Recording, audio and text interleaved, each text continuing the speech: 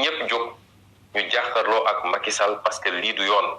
tey mënumaa génn samay njaboot mënul génn amul kenn kuy dund Sénégal koo xam mën na jóg ne maa ngi dem seeti Ousmane Sonko te justice diglewu ko loolu justice rek moo ko mën a digle loolu su dul dictature lu mu doon ndaw ñi commencé di jóg maa ngi leen di encouragé waaye nañu gën a farlu ci jóg bi ñi nekk ci région yi ku ci mën a ñëw vers Dakar wax naa ko keroog ñëwal vers Dakar ñu taxaw ak Macky Sall jàkkaarloog moom mu dellu gannaaw wala ñu jëflanteeg moom ni ñu war a jëflante lii mooy sama appel lii laay xaar ci Sénégal li la ñëpp di xaare ci Sénégal may masawu nag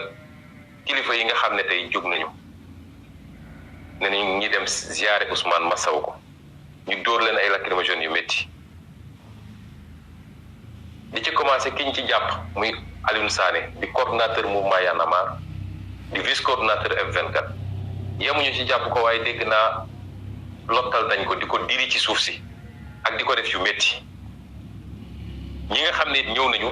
te bàyyiwuñu leen ñu dugg waaye sànni leen ay lacrymogènes yu dul jeex muy honorable Déthié Fall muy docteur Abdourahmane Diouf muy Moustapha Guirassy Maymouna Bousso ak docteur Cheikh Tidiane Dièye ñooñu ñëpp tey gis ngeen li ñu leen def fii député yi nga xam ne yéen ña ne leen tànn ñuy ndawu askan wi nga xam ne fu ñu solee seen drapeau vert rouge Sénégal bi dañ leen war a ormal waaye gis ngeen tey ni ñu leen dóoree ay gaz lu ne ñu def leen ko Sénégal république amatu fi moo tax su ma déggee ñi ñaan way les institutions la république mais Macky Sall mooy lépp ci Sénégal mooy institution mooy république lu ko neex la nit ñi di def amul lii la loi wax amul lii la constitution di wax ñu foog ne war nañ ko topp ci loolu ba kañ ñi nga xam ne it ay militants la ñu ñëw